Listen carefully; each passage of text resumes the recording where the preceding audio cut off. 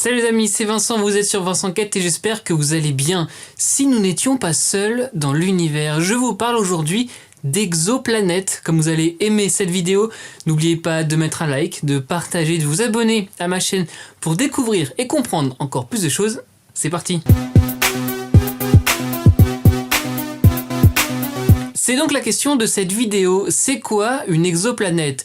C'est une planète en orbite autour d'une étoile en dehors de notre système solaire. On parle d'ailleurs aussi de planètes extrasolaires. Dit autrement, c'est une planète qui tourne autour de son soleil, extrêmement nombreuse et extrêmement lointaine. Longtemps, les scientifiques pensaient qu'il existait d'autres planètes dans notre univers, mais ils n'en avaient pas la preuve. Cette preuve est arrivée en 1995, c'est-à-dire très récemment à l'échelle de la Terre qui a, je le rappelle, 4,5 milliards d'années. En 1995 donc, des scientifiques découvrent 51 Pégasi B, la première exoplanète. Elle a été découverte, cocorico, par deux Français, Michel Mayor et Didier Queloz. Elle est située à environ 51 années-lumière de la Terre et l'équivalent d'une année pour nous, il dure 4 heures. Depuis, les recherches ont avancé. Aujourd'hui, on compte plus de 5300 exoplanètes répertoriées dans 3900 systèmes planétaires. Il y a d'ailleurs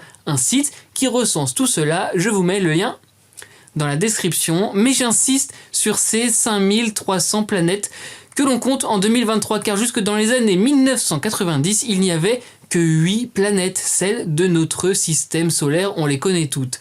D'ailleurs, ces 8 planètes sont divisées en deux catégories, les telluriques ou rocheuses d'un côté et les géantes ou gazeuses de l'autre côté. Pour les exoplanètes, d'autres catégories sont apparues pour les ranger, les mini-Neptunes ou super-Terre, les Jupiters chaudes, les mondes océaniques ou encore les mondes rocheux. Pour la recherche, il existe 3 méthodes différentes. Une méthode directe, l'imagerie, c'est-à-dire une image de la planète. Mais gros point noir de cette méthode, une planète est environ 1 milliard de fois moins lumineuse que son étoile. Quand on la regarde, on voit donc le halo lumineux de l'étoile et on perd la planète. Les autres méthodes de détection sont dites indirectes. On ne voit pas l'exoplanète, mais on la déduit. On déduit sa présence des observations. La méthode du transit, quand la planète passe devant son étoile, ce qui donne des courbes différentes. Et la méthode de la vitesse radiale en fonction du mouvement de l'étoile et de l'attraction avec l'exoplanète. Mais c'est la grande question, s'il y a d'autres planètes dans l'univers, sont-elles habitables?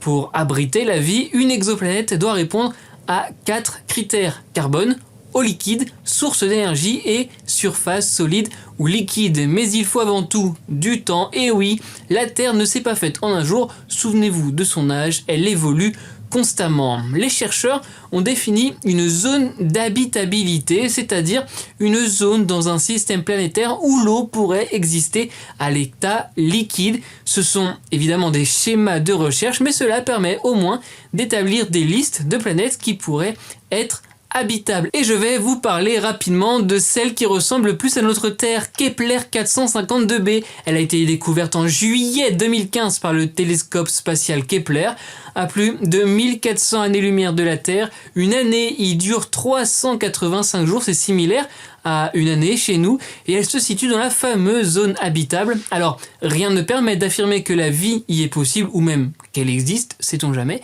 mais les observations montrent beaucoup de ressemblances avec la Terre.